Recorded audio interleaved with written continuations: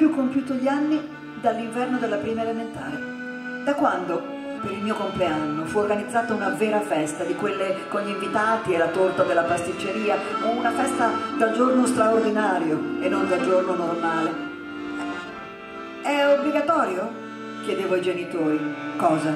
Fare la festa del compleanno? Prima o poi sì, tutti i tuoi compagni di scuola la fanno, perfino i più poveri.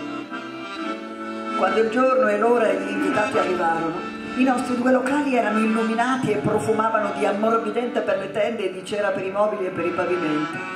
Sulla tavola mamma aveva messo la tovaglia di vino fatta da lei per il corredo, con i ricami blu e l'orlo a giorno e i piattini per la torta di porcellana traforata con le damigelle dipinte.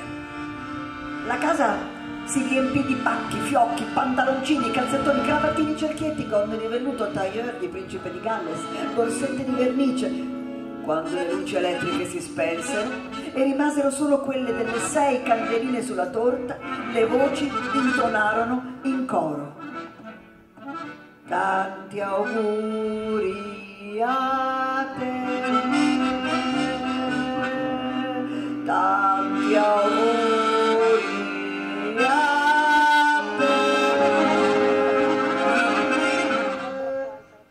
Poi un grande applauso.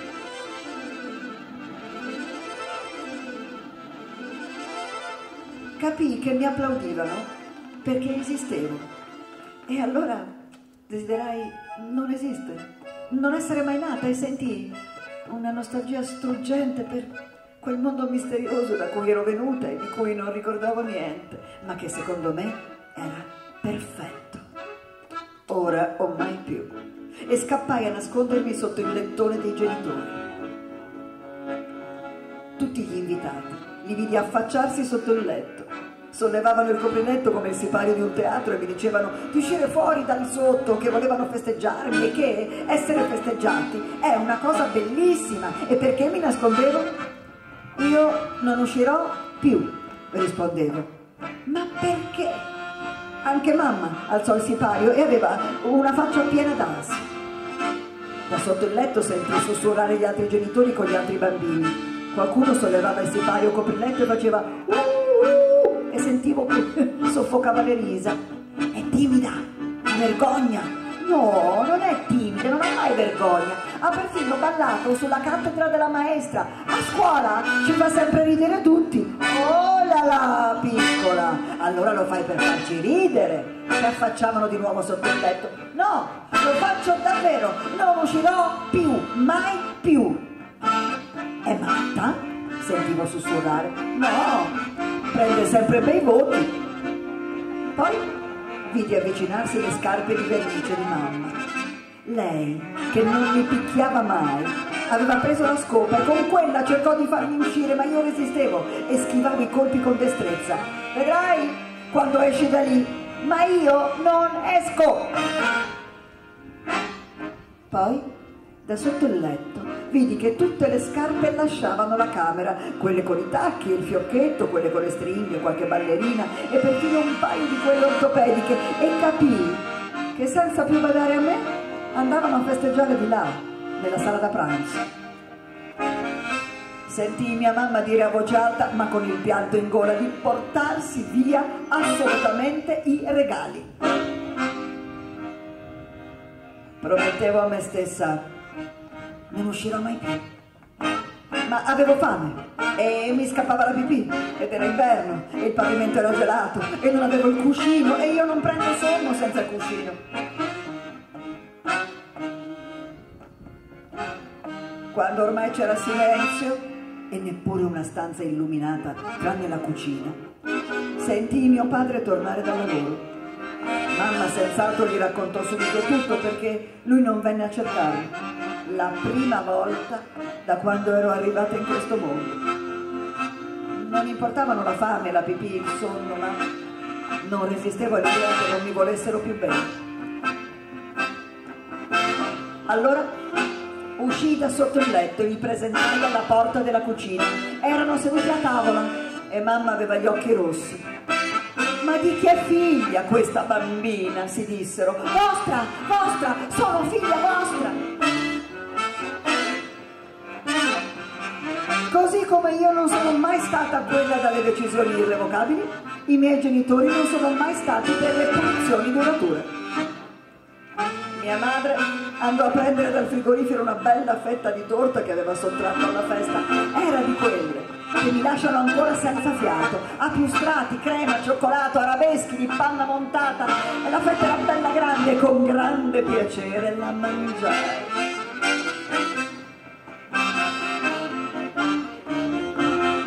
Abitavamo in 2 locali e non avevo una camera mia. Dormivo in sala da pranzo, in quei letti che si usavano allora, che sembravano delle credenze, dai quali la notte si tirava fuori la branda. La stanza odorava ancora di cielo per mobili e pavimenti e di ammorbidente per la tenda, ma un po' anche di torte, di bagno schiuma al caramello da bambini e di profumo da signora. I regali? Mamma aveva preteso con decisione che se li portassero via, ma non importava. Non ho mai amato ricevere regali. Mi resi conto di quanto ero fortunata a dormire su un materasso e un cuscino morbido e a quel mondo misterioso da cui ero venuta e di cui non ricordavo niente, ma che secondo me era perfetto, ormai non pensavo più. Milenamus.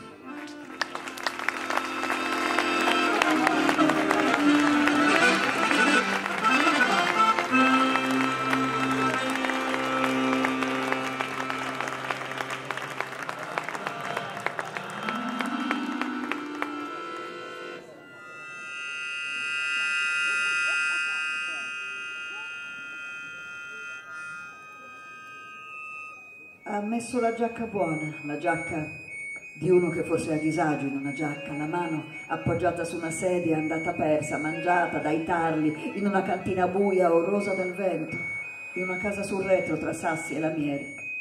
Il cappello sulle spalle dritte non lascia ombra, se non come di un presagio, di un'assenza, l'ombra che si è quando si è stati, l'ombra che siamo stati e che saremo quando saremo la foto di un volto antico e ignoto, solo un fischio che si perde nella campagna. E quest'ombra è quel che resta ora tra le cose di un interno semplice, un arredo appena accennato di finestra intuita e lo smangiarsi sul lato del metallo di un letto, il piede di un lavabo, di un divano intarsiato. Quello che si vede è quello che non c'è. Strano a pensarlo, fuori solo un accenno. Sparse le case dei contadini e forse buoi, cicale, un odore di sale che disegna un mare grandissimo, lontano, immenso e bello, così bello che ci fa soli. Le case dei padri forse non sono che questo. Rimarcare una forma d'amore semplice, senza nome, quasi un calco di noi.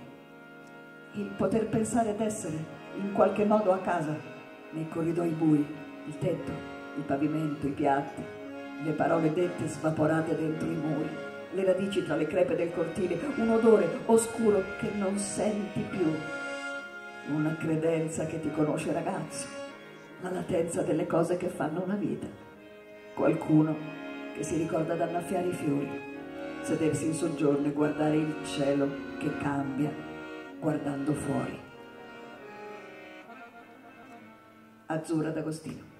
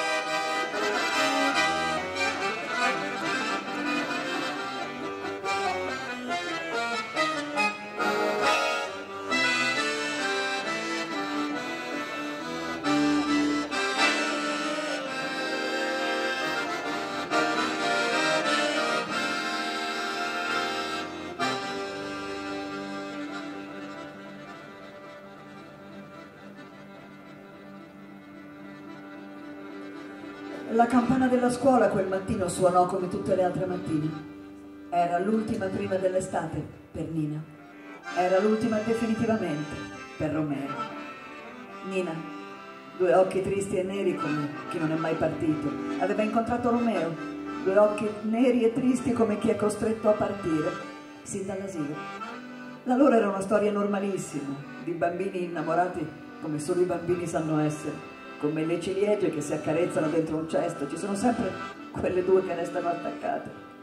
Nina, figlia di contadini, innamorata oltre che di Romeo anche dei libri, e incuriosita dal futuro. Romeo, padre assente e latitante, madre rassegnata, adulto prima del dovuto per vocazione e necessità. Sarebbe partito quella stessa estate in cerca di fortuna con la madre e la sorella piccola Giulia dai parenti materni in Argentina.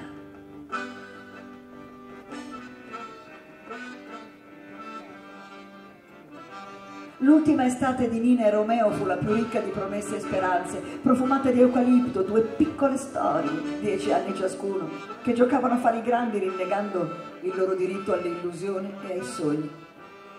Quando si cresce in fretta ci si saluta lentamente. E lento fu lo scambio di carezze e sorrisi infantili mentre il vento spettinava gli alberi e il destino avanzava come una nuvola carica di eventi. Nina sognava un matrimonio, il matrimonio col suo Romeo, vestita di bianco, come aveva visto in un libro, il giorno in cui sarebbe stata pronta a scoprire l'amore per la prima volta con l'uomo della sua vita. E Romeo sognava Nina per tutta la vita. Era l'estate del 46, il paese sognava una nuova vita mentre due bambini sognavano una vita insieme e la vita stessa li allontanava. Prima di partire Romeo regalò a Nina una biglia di vetro e una la tenne per sé, e di quelle biglie con tanti colori dentro che a Romeo sembravano i colori del mondo, che se l'avessero guardate ogni sera, anche se in mondi lontani, sarebbero riusciti a parlarsi, così pensava Romeo, e così fece per 15 anni, e così fece Nina.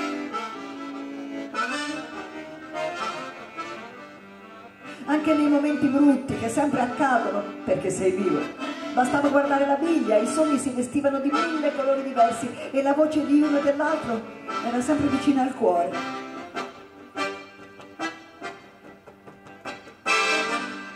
I lunghi anni trascorsi in Argentina avevano radicato in Romeo la conservazione dei valori della tradizione. L'unica cosa che lo teneva attaccata alla sua terra e alla sua Nina erano quei valori, la tradizione e la biglia.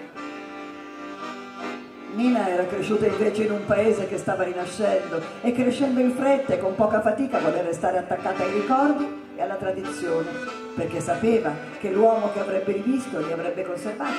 Ed erano cresciuti già abbastanza in fretta prima, ora potevano fermarsi ad aspettare la vita, quella che avevano sognato. E tentò faticosamente Nina, mentre intorno a lei tutto cambiava, il suono delle risate, il profumo della rabbia e i colori dell'amore. Tentò e ci riuscì, portandosi dentro un segreto nascosto dentro gli occhi.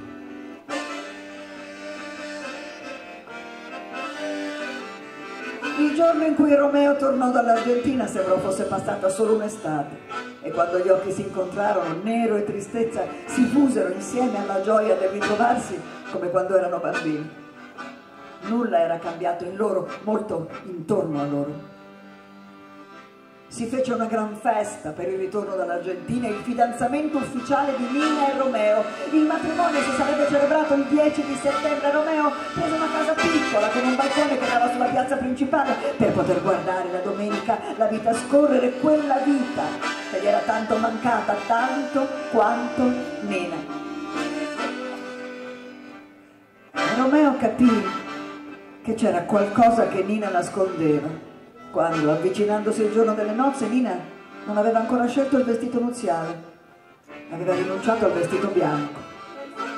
Nina si sposò vestita di rosso, il colore della vergogna, cambiando colore al suo sogno. Il vestito rosso era l'unica diversità in un matrimonio completamente in linea con la tradizione e i valori, usi e costumi. Ma il segreto di Nina entrò in camera con loro la notte del matrimonio. La vergogna di Nina si chiamava Agostino, il nome di suo padre, un padre troppo presente quasi ogni notte, da quando lei aveva 13 anni. E Nina non avrebbe più potuto scoprire l'amore per la prima volta con l'uomo della sua vita. Nina non aveva più voglia di scoprirlo. Romeo stette in silenzio per un minuto circa mentre Nina restava seduta ai bordi del letto. Poi prese le 2 biglie e le appoggiò sul balcone, come se stesse per far cominciare loro una nuova corsa. Poi si avvicinò a Nina, la fece alzare, tolse il lenzuolo dal letto, poi la fece sdraiare di nuovo. Le incise le vene, tamponando leggermente con il lenzuolo, poi si avvicinò al balcone, stese il lenzuolo per dimostrare la purezza della sua sposa e insieme fece cadere le biglie con tutti i loro colori. Si adagiò sul letto di fianco a Nina, si incise le vene, prese la mano di Nina e aspettarono di tornare bambini ai loro sogni. E mentre il loro sogno si tingeva di rosso, 2 biglie rotolavano verso la piazza, come quando le fanno correre i bambini, con tutti i loro colori, i colori del mondo, anche quando giocano a fare i grandi. Vincenzo Costantino Cimaschi.